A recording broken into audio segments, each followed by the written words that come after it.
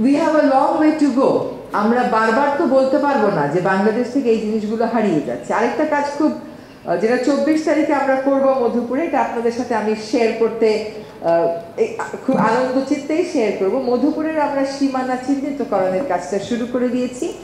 মধুপুরের এই ইউক্যালিপটাস এগুলো সরিয়ে আমরা এবং শাল এবং সহযোগী বৃক্ষ আমরা নিয়ে আসব। ওখানে সরকারি বেসরকারি সামরিক যত স্থাপনা আছে তাদেরকে বলবো যে আপনারা সরে যান।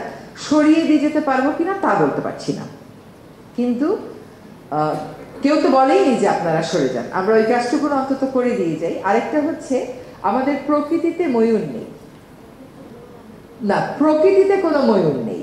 আমাদের ময়ূর আছে সাফারি পার্কে। তো আমরা এবার একটা উদ্যোগ গ্রহণ করেছি যে আমরা ময়ূর প্রকৃতিতে ছাড়বো, কিন্তু বললেই ছাড়া যায় না। আপনারা সকলেই জানেন there is a protocol। তো আমরা 24 তারিখে মধুপুরে যে ওইখানকার বন নির্ভর গারো সম্প্রদায়কে তাদের বিরুদ্ধে বন বিভাগের যে হয়রানিমূলক মামলাগুলো আছে সেগুলো প্রত্যাহারের ঘোষণা দেব। তাদের ভূমি অধিকার সেটেল করার প্রক্রিয়াটা শুরু করব। আমরা শালবন পুনরুদ্ধার করার কাজটা শুরু করে দিয়ে আসবো, এবং আমরা শালবনে ময়ূরটা কমিউনিটির সাহায্য নিয়ে রিলিজ করে দেব। এরকম আমরা মোট 4টা, তাই না শ্রমিক, মোট 4টি প্রজাতি প্রকৃতিতে আবার ফিরিয়ে আনার কাজটা আমাদের সময়ই করে দিয়ে যাব। আর খুব চেষ্টা করেছিলাম বাংলাদেশ থেকে হারিয়ে যাওয়া 2টা বৃক্ষের প্রজাতি আবার বাংলাদেশে এনে রিইন্ট্রোডিউস করা। আমাদের কাছে তথ্য ছিল শ্রীলঙ্কাতে সেগুলো আছে, নেপালে সেগুলো আছে।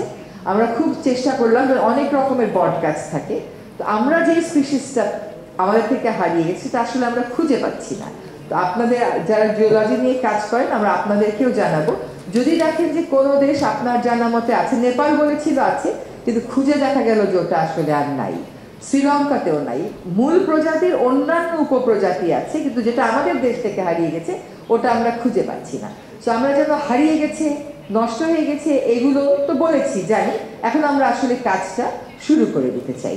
আমাদের একটা মানসিকতা হচ্ছে যে পরিবেশ রক্ষার দায়িত্বটা পরিবেশ মন্ত্রণালয়, বাণিজ্য মন্ত্রণালয়, শিল্প মন্ত্রণালয়, স্বরাষ্ট্র মন্ত্রণালয়, এদের এটা দায়িত্ব না।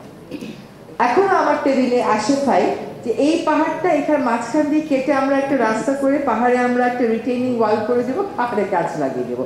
আমি বললাম যে নাথিং ডুইং, পাহাড় ধরাই যাবে না, পাহাড় তো আর নেই।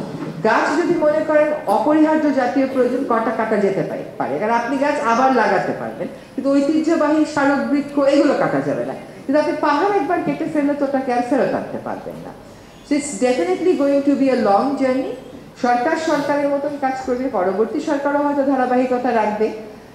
আমার আরেকটা বড় আশার জায়গা হচ্ছে আমাদের তরুণেরা, they look at things differently. হ্যাঁ, ওরা অনেক বেশি এক্সপোজড হওয়ার কারণে তারা কিন্তু এই সংরক্ষণের কাজে বেশ জোরে সোরেই এগিয়ে এসেছে।